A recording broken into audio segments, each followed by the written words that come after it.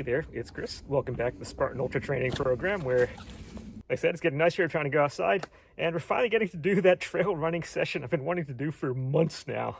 Now that the snow is finally gone, we can go ahead and do this. So I decided to actually return to one of my old haunts when I was growing up.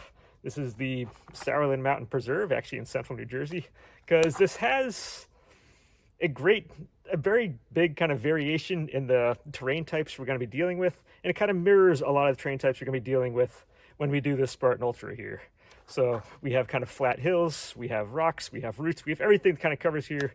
So the basic way I'm going to structure this session is there are three general kind of terrain types I'm going to have put out little individual kind of snippets for and how to deal with each of them, and then we'll come back here afterwards and then try to apply this to the race itself. There are a lot of videos that are out there just kind of deal with just like how to do trail running and whatnot on their own. But so I'm going to try to then bring this back and see how do we apply this knowledge to the race we're actually doing. So hang tight, we'll go through those and I'll meet you back here after the tutorial part's done. All right, see you then. All right, so the first element we're going to take care of and take into account here is just going up good kind of smoothish flat hills. So if we take a look around here, we have roughly about a 20% grade hill over here. It's kind of rocky terrain, and it is the most Spartan looking area you can imagine. It's been raining all week. It's a mess out here.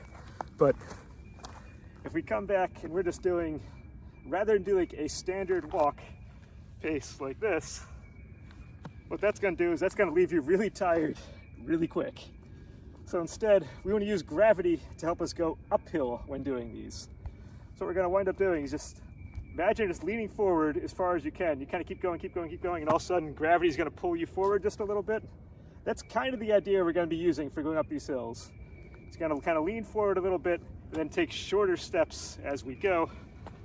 And that's going to take much less effort going up these hills than we otherwise would if we're just kind of doing a standard walk. Now, we've been doing the lunges. You might have been doing stair climbers or whatnot. You might be just going up and down apartment stairs, office stairs. There's anybody Stairmaster lunges. These are all used to kind of accentuate the muscles we need to go up. We're not doing these giant steps to go up anything, but they will help build the muscle to just be able to do this kind of repeatedly. And that's really all we're kind of going for. On heading up these hills. Heading down the hills, again, rather than leaning back and coming down, what that's going to do is going to have your legs locked. You're going to put a lot of pressure on the joints. Instead, it's going to kind of keep legs bent as you go and just kind of softly go down as need be. Okay. And that's really all we need to do on the hill front. So next, we're going to go step 2 after that. Ciao, guys. All right. So if the first level of difficulty on this trail running stuff is just going up and down kind of relatively flat hills and whatnot, second level is going to be going over these guys here, tree roots and whatnot. Now these are generally going to be found kind of in parallel lines going up or radiating out from a tree. They're very predictable, you know what they are, and they can also be a tripping hazard as you go. So one of the things you're going to see people do, or the main kind of way these are going to trip you up, is not stepping forward into it and falling over. What's going to happen is you're going to land your foot right behind one, take the next step, and then you're not going to lift your back foot, and it's going to cause you to fall. So the 3 methods we have to combat that is you can step well before, kind of exaggerate a foot going up and over because you don't want this one to hit anything, then exaggerate that as you come back the next way. Step number 2 is you can take the ball of your foot here and stick that on top of the root and then just kind of go up and over. Or option number 3 is you just step all the way over, take a longer stride than you ordinarily would, and get it all the way over, and you don't need to worry about it. Now, step 1 is going to make you have to use more energy to exaggerate your steps to then get over this thing eventually. Step 3 is going to have you take a longer stride that is going to be helpful going through this.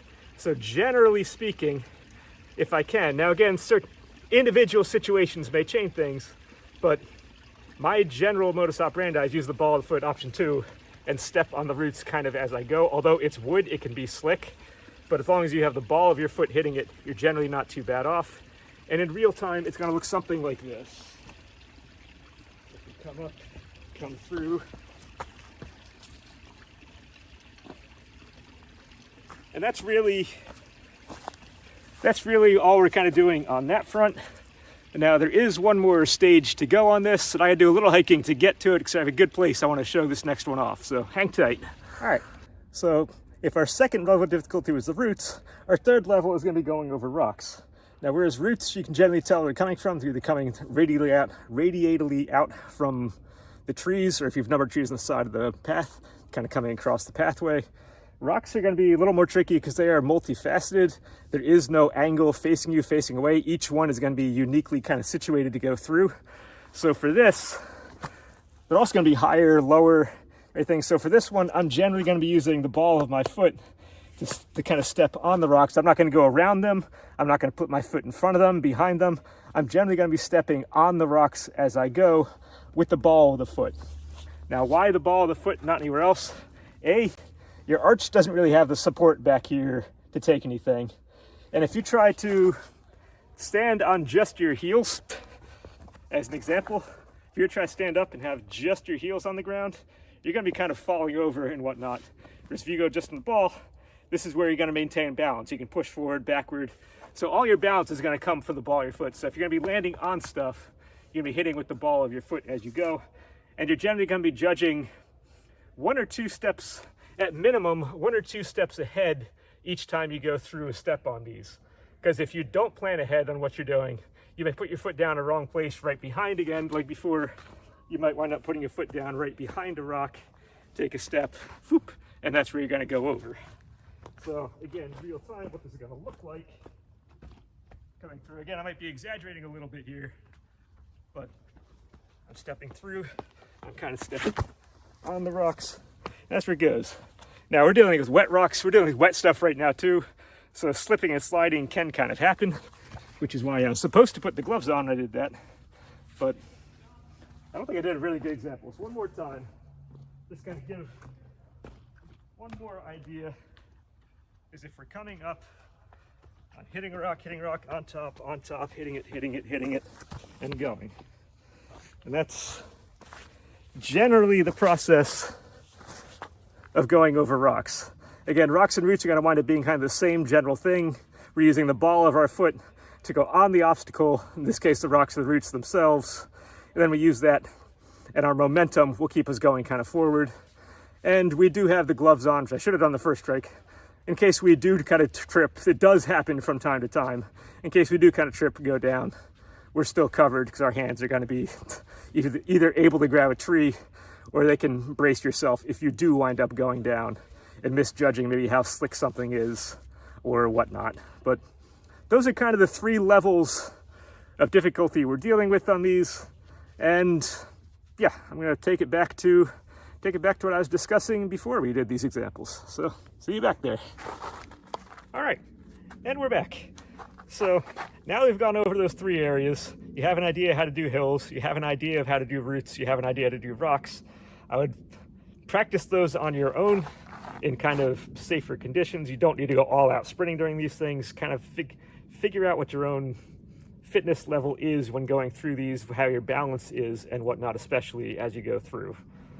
And then once you have a basis on that, how do we actually apply this to the race itself? Because frankly, we're not going to be running the entire, unless you are like the top like 5 finishers on the course, you're not going to be running literally the entire course. I know I'm not going to be running the entire course. I'm not quite in that echelon. I do what I can, but I'm not quite there. So how do you apply these? First thing is going the uphills, the walking the uphill parts and jogging the uphills. We will definitely be doing the leaning forward, taking kind of smaller strides as we do that. That's going to take a lot of force off the legs. We're going to let gravity help us go up there. That is going to be a given on every uphill. We're going to be doing that, no question. In terms of the rocks and the roots kind of running stuff, depending how comfortable you are doing that, on the flats and on the downhills, we can start applying some of the running. And the reason we're going to apply some of the running to this and not just walk those is figure for every minute you're either doing a jog or a run across anything on the course, you are saving a minute of time versus walking that same stretch. So whatever you're running, figure it's going to be twice as fast as you're walking. Now, you can literally finish the entire course without ever taking a single running step the entire way. Again, if you average like, I think it's like a 27 or 28-minute mile, you can get through the course depending on your starting time in the time allotted. If you're unsure if you're going to get it, I would probably bank on trying to stay that 25-minute per mile pace. And then if you fall off later on and get slower, at least you'll have saved some of that time up earlier in the race to kind of keep you going. So again, if you're doing a 25-minute mile, you don't need to run any of this. So really, when it comes to race time itself, don't do anything you haven't done in practice already. If you haven't been practicing running on trails, if you haven't been practicing going over routes, if you haven't been practicing going over rocks, just walk those. This isn't the time to try something new on that. The race time is just basically an exam of what you've already accomplished in the lead up to it. It's nothing more than that. Don't treat it as anything more than that. Just think of it as an exam of what you already know.